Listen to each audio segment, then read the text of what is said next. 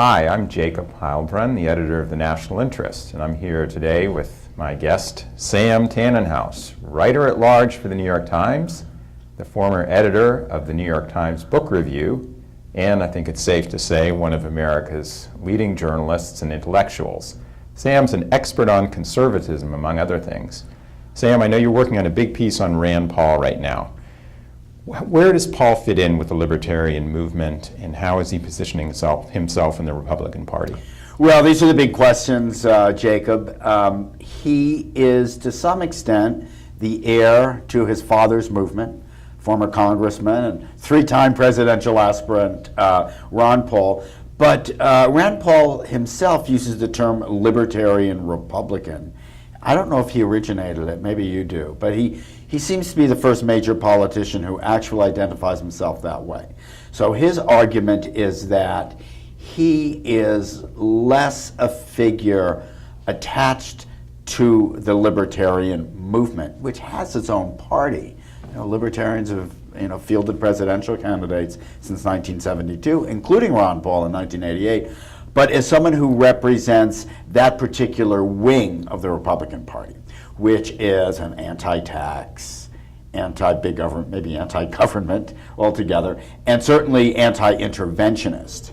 So the important speech he gave for this center last night was really kind of a showcasing of his credentials as a kind of realist, a centrist realist, very cautious about, as Dimitri Syme says, he ran through it yesterday with us, reckless interventions, heavy expenditures, and democracy projects. He's opposed to that. That certainly fits into the classic libertarian point of view on foreign policy.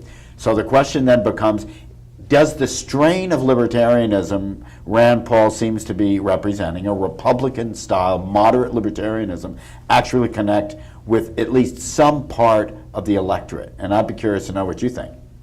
Well, I think it clearly does, but I'm interested in soliciting your views right now, Sam, rather than turning the tables, which is an old journalistic trick. Very old. My next question for you is, you wrote a wonderful biography of Whittaker Chambers. And Chambers, in 1958, sent a letter to William F. Buckley in which he complained about the state of the Republican Party and its divisions between what he saw as an excessively ideological wing represented by Frank Meyer, who was a writer at the National Review at that time. And he told Buckley that if the GOP followed too rigid a course, it could resemble an old man, he meant Meyer, in a shop fondling his wares, which no one wanted to enter. It was a dark, secluded place, and that the GOP might be in danger of going down that path. And so I wonder if you would be so bold as to tell us what would Whittaker Chambers, who, if my reading of your biography is correct, and is that he actually was a pretty pragmatic student of American politics. What would Chambers make of the GOP today? Do you? Well, Chambers was an Eisenhower Republican. He really liked Eisenhower and was ahead of many in seeing how skilled he was politically. And because Eisenhower was mocked a great deal during his time in office by right and left for some of the same reasons. And Chambers liked his moderation. You probably also know, Jacob, a good deal about British history, that Chambers was a big admirer of Disraeli, the Beaconsfield position of the Tory who maneuvers to give ground, and which was also a Richard Nixon argument, and General Patrick Moynihan argument. So that's really, when he was working for Nixon, that's kind of where Chambers was. Chambers' extremism, to the extent that we see it, came in the anti-communism.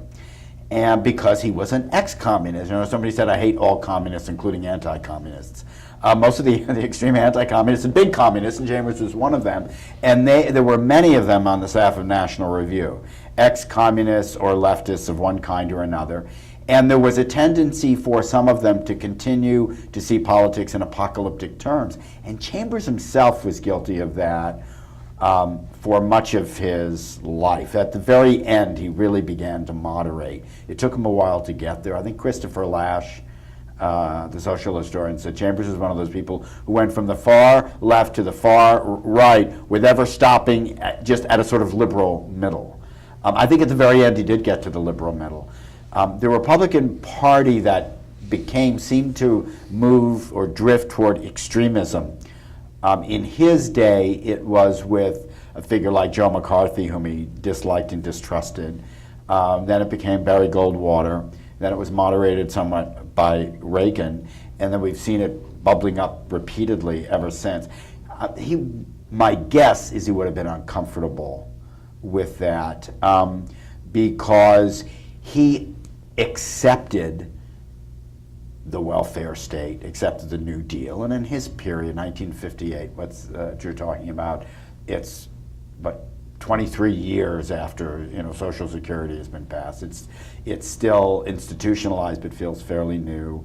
But he accepted all of that, and so the idea of rolling back the changes of the New Deal or of the expanded welfare state were the ones things he was nervous about. So I think when we hear that through the Tea Party, that would make him uneasy, would be my guess. But it's you can never tell because so much of politics is dictated by a kind of internal chemistry people have. For instance, a scholar whose work you're familiar with, Harry Jaffa, who's kind of a great old figure now well into his 90s, the last of the great Straussians, who has lived in Claremont, California now for many, many years, and wrote Barry Goldwater's famous speech along with Carl Hess at the 1964 Republican Convention and made the case for extremism.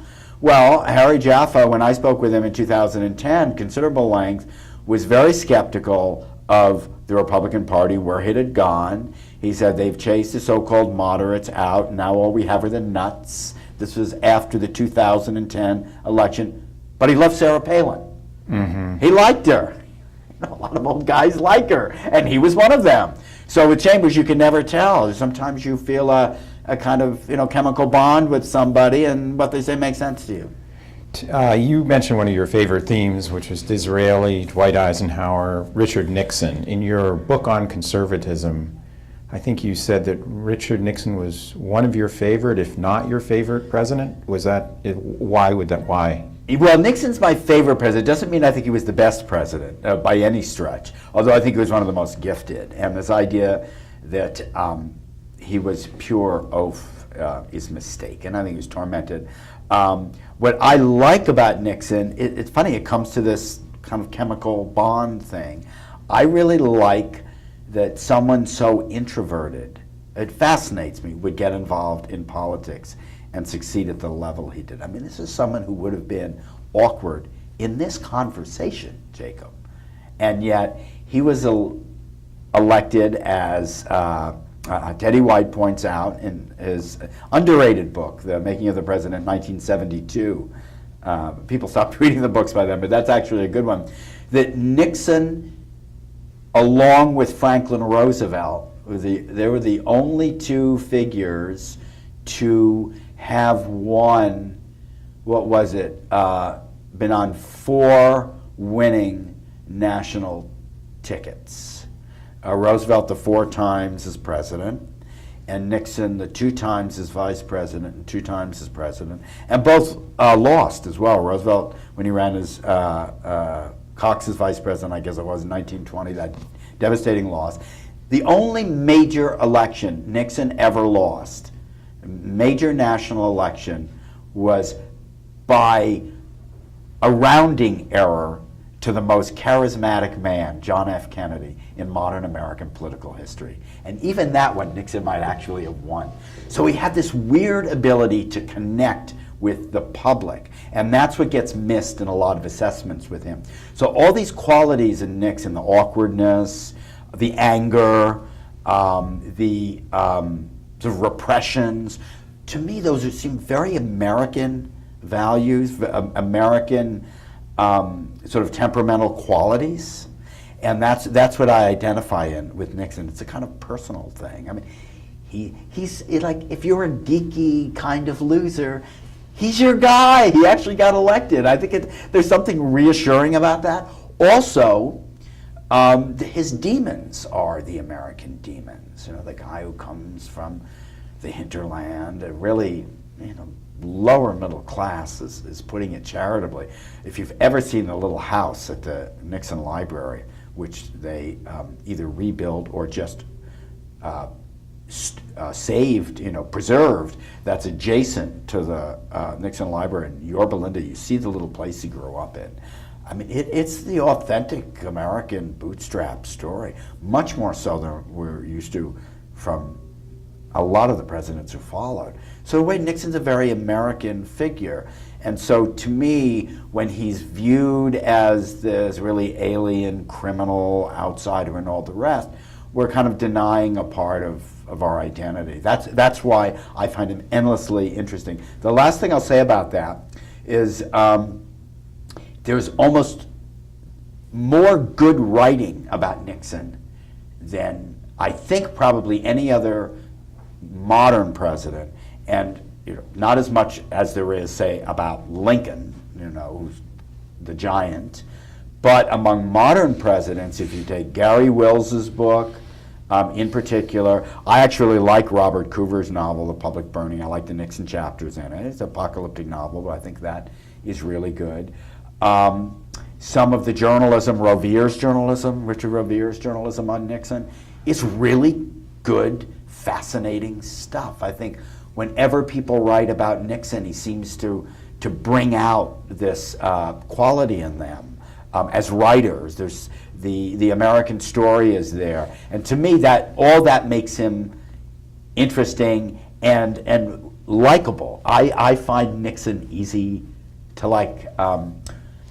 Outsider, all the rest. So he's attractive to me that way. Final question, since we're running short on time. You're working on the biography of William F. Buckley, Jr. Yes. Does Buckley's life and career hold any lessons for conservatism or the Republican Party today? Well, they do. I mean, and many have said this.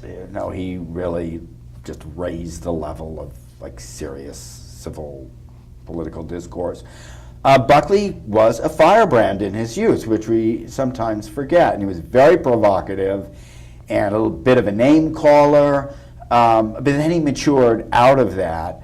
Buckley is sui generis, and so it's tough to draw parallels or to expect there'll be another one like him, because sometimes I'm asked that, who's the new Buckley? People will ask me. I'll say there was never anyone like him before, and there isn't anyone like him now. And it's partly because he's kind of the mirror opposite of Nixon. Buckley's a guy who in many respects was not really all that typically American. I mean, his parents had the expectation that the entire family, Bill was one of 10 siblings, would be raised in Mexico. They were going to live as wealthy American business expatriates in Mexico. His background is a deep South, even though he's thought of as a Yankee. His father was from southern Texas. His mother was from New Orleans. Bill was cosmopolitan. He was multilingual. He spoke Spanish before he spoke English. He is a very atypical guy. What he had was an extraordinary capacity for friendship. And his great friend Murray Kempton said that.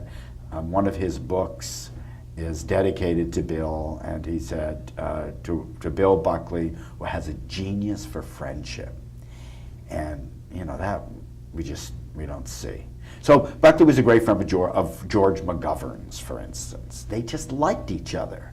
He was friends with Norman Mailer, and in some ways is the person he felt closest to, and in some ways was Kenneth Galbraith, John Kenneth Galbraith. It's inconceivable today. Can you apply those lessons? Maybe you can, but you can't be Buckley. So it's probably a mistake to try to do it. Well, Sam, thank you for the excellent interview, and good luck with all your endeavors. Always a pleasure, Jacob. Doing a great job with the magazine. Fun to